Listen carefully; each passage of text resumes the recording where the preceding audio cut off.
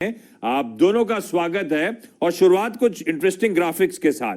पहले तो 2020 mid point की जब हम बात कर रहे हैं तो अब तक के बाजार का प्रदर्शन जो है वो आप लोगों की स्क्रीन पे आना चाहिए। तो Nifty, Sensex, mid cap index, small cap index, year till date यानी कि साल की शुरुआत से लेकर अब तक टिल डेट इन इंडेक्सेस का, इन बेंचमार्क्स का कैसा प्रदर्शन है। डॉक्टर साहब दिखाइएगा जरा निफ्टी और तमाम बेंचमार्क्स। ये देखिए अब तक इस साल निफ्टी और सेंसेक्स में 15% का दबाव देखने को मिला है और ब्रॉडर मार्केट्स का परफॉर्मेंस देखिए।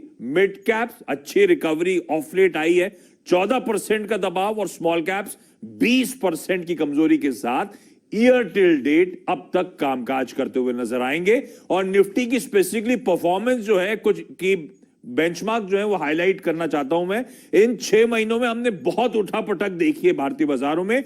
जब साल की शुरुआत हो रही थी तो 20 जनवरी वो समय था जब, इसकी अगली प्लेट लेकर आइएगा, 20 जनवरी वो समय था तो निफ्टी ने अपना हाई लगाया था, 12,430 का वो हाई लगाया था। और उसके बाद हमने अपने स्टॉक मार्केट्स में करेक्शन आता हुआ देखा और 24 मार्च को इस साल का अब तक का लो लगा 7,511 का। 40% अपने साल से हाई से निफ्टी करेक्ट होता हुआ नजर आया था।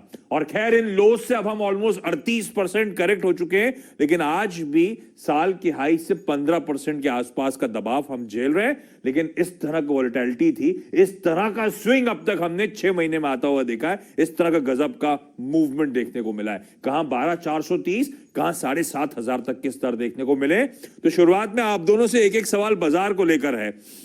मयूरेश जी, इस समय का अंडरलाइंग करंट जो है, फंडामेंटल जो है, इसको देखते हुए आप क्या बेट करेंगे अगले 6 महीने में? पहले क्या दिखेगा मुझे, 12,400 या 7,500 सर? आफ्टरनून आशीष जी। नहीं, आपने जो बहुत राइटफुली कहा है, आई थिंक जो 40% की डिग्रोथ दिखी थी मार्केट्स में वो आई थिंक वैलिड रीजंस के लिए थी। और जो बाउंस बैक भी देखा गया था, I think people are still stunned कि ये बाउंस बैक इतनी शार्प वी शेप रिकवरी बाजार में आई कैसे। तो आई थिंक 2-3 मुख्य कारण, एक तो आई थिंक जो इकोनॉमिक डिरेलमेंट की जो हम बात करते हैं वो तो आनी लाजमी है, बट जैसे I think unlock phases start हो गए हैं ना सिर्फ इंडिया में but globally as well, so the restart of that economic activity has boosted expectations की जो रिकवरी होगी वो शायद थोड़ी पहले ही आ जाए रादर देन आफ्टर 3 और 4 क्वार्टर्स, जो काफी लोगों को लग रहा था। दूसरा, आई थिंक जो सेंट्रल बैंकर्स और सेंट्रल गवर्नमेंट्स ने लिक्विडिटी फेंकी है मार्केट्स में और जो एक्सपेक्टेशंस है कि ये सपोर्ट जारी रहेगा, मेरे ख्याल से I think liquidity support is a huge support for the markets itself. तो as we are sitting at this point of time, improbable event लग रही है कि 7511 वापस हम टेस्ट करेंगे बिकॉज ऑफ दीज फैक्टर्स। तो आई थिंक पल्ला भारी होगा टुवर्ड्स 12,500 और इसके लिए आई थिंक मार्केट्स एक वॉलेटिलिटी फेज थ्रू जाएगा and that phase we'll have to go through that। एक कंसोलिडेशन का दौरा शायद अगले कुछ हफ्ते और महीने में भी जाए, बट ये बेहतरीन मौके मिलेंगे to get into certain stocks and certain sectors in my opinion। चलिए, एक कन्विक्शन तो आता हो कि नहीं साहब इस रेंज के अपर एंड की तरफ ही हम जाते हुए नजर आएंगे। हाँ, रास्ता थोड़ा लड़खड़ाता हुआ जरूर हो सकता है, वोलेटाइल हो सकता है, मौके देगा आपको इन्वेस्टमेंट्स के। इवेंचुअली हम 12,400 के जो स्तर हमने देखे थे, इवेंचुअली शायद उन लेवल्स की तरफ हम बढ़ते हुए नजर आए। ये फ्लोज क्या लाइकली यहां से भी कंटिन्यू रहेंगे भारतीय बाजारों में? बिल्कुल रहेंगे आशीष जी, और इसके भी 2 कारण मैं वापस बताता हूं आपको। एक तो आई थिंक लिक्विडिटी एक फ्लो का जो एक सिनेरियो है, आई थिंक वो अबंडेंट है ग्लोबल मार्केट्स में। इसलिए आई थिंक कहीं ना कहीं एसेट क्लासेस के हिसाब से इनको पैसे लगाने हैं। अगर आप यूएस बॉन्ड्स की बात करें तो it has already got loaded in terms of portfolios for a lot of institutions। global equity exposure developed markets के हिसाब से बात करें तो वहां पे भी अच्छा खासा एक्सपोजर बढ़ चुका है। इमर्जिंग मार्केट्स में अगर आप देखते हैं आशीष जी, तो Indian markets probably remain the best ones place, क्योंकि आईएमएफ और वर्ल्ड बैंक का अगर आप डेटा भी देखेंगे, जीडीपी डिग्रोथ भले ये साल के लिए आए, लेकिन that is for every economy in the world. जो बाउंस बैक आएगा वो सबसे तगड़ी होने वाली इंडियन इकोनॉमी के लिए इन FY21। इसलिए जो रीएडजस्टमेंट होंगे फ्लोज के, both in terms of access liquidity as well as emerging equities में, Indian standing out to be the best market। I think ये दोनों चीजें flows को I think बरकरार रखेंगी। पर मयूरेश, अब ये तो क्लियर है ये साल दिक्कत भरा वो है भी, अब तक तो बहुत दिक्कत भरा था। एक काम क्यों नहीं करते हम लोग, न्यू ईयर इस फ्राइडे को सेलिब्रेट कर लेते हैं, दिक्कत खत्म। सर मुझे तो लगता है कि मैं सो जाऊं और जब उठूं तो 2021 आ जाए, 1 जनवरी 2021। अच्छा, आप लोग भी गोल्ड ऐड करा रहे हो क्या अभी भी अपने पोर्टफोलियो में क्लाइंट्स को, क्योंकि कंसर्न्स तो हैं और गोल्ड का आउट परफॉर्मेंस वाकई रिमार्केबल रहा है ईयर टिल डेट। वो गोल्ड, बाकी एसेट क्लासेस दिखाइएगा डायरेक्टर साहब।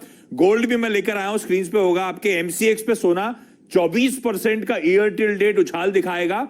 कच्चा तेल इस दौरान, क्योंकि ग्लोबल इकोनॉमी ग्लोबल डिमांड को लेकर कंसर्न्स हैं, ब्रेंट 37% करेक्ट होता हुआ इस दौरान नजर आएगा। लेकिन ग्राफिक्स आएंगे आप लोग की स्क्रीन पे। महेश, अभी भी सोना ऐड करा रहे हो आप लोग पोर्टफोलियो में?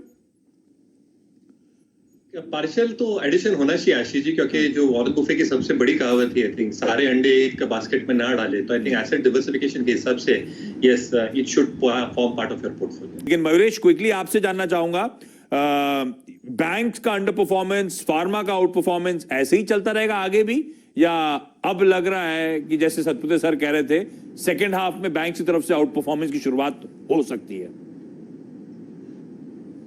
जैसे हमने प्रीवियस क्राइसिस देखे थे आशीष जी, और जो आगे की भी क्राइसिस आएंगे, मुझे लगता है आई थिंक जो बैंक्स का अंडर परफॉर्मेंस होगा शायद 1 से 2 तिमाही और चलेगा, बट तीसरे तिमाही से I think there can be a huge U turn. तो यस, मैं सतपुते जी से अग्री करता हूं, जो हमने प्रीवियस स्टडीज किए हैं सेकंड हाफ से शायद इंप्रूवमेंट जरूर देखी जा सकती है। ठीक है, तो बैंक्स कैचअप करेंगे। अच्छा, ये तो टॉप परफॉर्मेंस है। लेगार्ड्स जरा स्क्रीन पर लेकर आइए। और मयूरेश, हम रिटेल को ना इसमें ज्यादा इंटरेस्ट रहता है, 100 का 20 हो गया, 100 का 30 हो गया, ले लेना चाहिए।